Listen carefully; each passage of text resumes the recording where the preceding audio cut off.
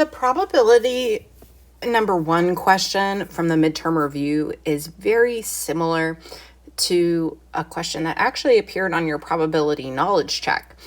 You're given some survey results in the form of percents and asked to build a Venn diagram. The part that's a little different is we're then going to take that Venn diagram to answer some probability questions. So to start off with, let's build the Venn diagram. When you're making a Venn diagram, we want to always have like the box. So the box is all the people involved in the survey.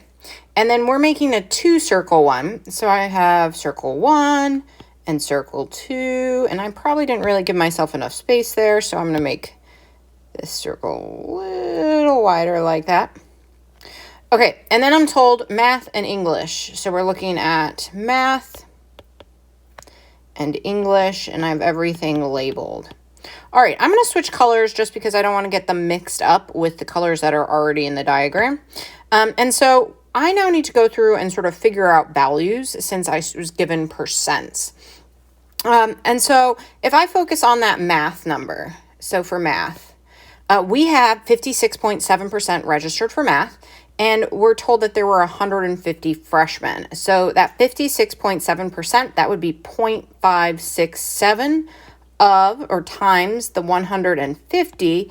And we would get, if I put that in a calculator, 85.05, which for the sake of this problem, we're going to round to 85. You should always round to the nearest person on these. And usually if you round up or down, it's going to work out. So keep that in mind as you're working.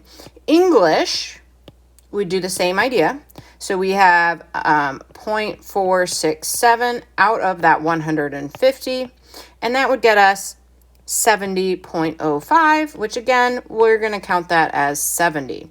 Now, those aren't the numbers that are going to go in the circles, and if you added them up, you'd see that that's more than the 150 freshmen that were actually interviewed. So we're going to also calculate the amount that were both. And that was 33.3%. So 0.333 of 150. And you would get in a calculator 49.95, which will round to 50. So there are 50 people who signed up for both math and English their first year in college. So I need to put a 50 in the middle there. Now I'm going to go back to that math number. That 85 there represents people who took math only, as well as people who signed up for math and English. So if there are 50 who did both, then that would leave 35 or 85 minus 50 in the math only category. Same idea with English. If there are 70 English students and 50 of them signed up for both English and math, then there are 20 left over. Now, we're not done because if I add these three numbers, so if I add 35 plus 50 plus 20, I end up with only 105 students, but there were 150 students surveyed, which means there are 45 freshmen in this survey who didn't sign up for either math or English, so they're just in that sort of other category. All right, now that I have my Venn diagram, I'm going to go through and answer the probability questions. So in part B here, we're saying math and no others. So we're focused on people who only signed up for math. Well, the only math would be that 35 in the outside, and it's out of our total 150. And just to practice, if I did 35 divided by 150, I would get 0.233, which would be the decimal form of my probability.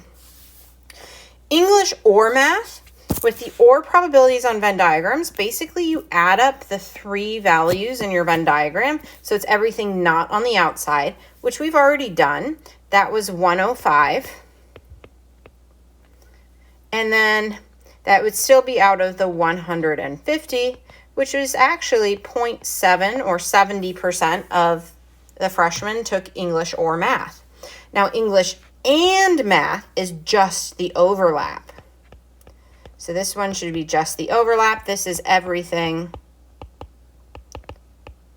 in the circles. And so the overlap here is 50 out of that 150, which is 0.333 or 33% about. All right, now we get to our conditional probability. So we want to know what's the likelihood that a person signed up for math given they'd signed up for English. So the English is where we're starting. And if you remember, 70 people took English. And of those 70 people, 50 of them took math. That's the overlap. So like this is the total English. And then that 50 on the top is the English and math. And then that would come out to a decimal of 0.714 if I were to write it as a decimal. So hopefully this helps you sort of understand how we could use a Venn diagram to answer some probability questions.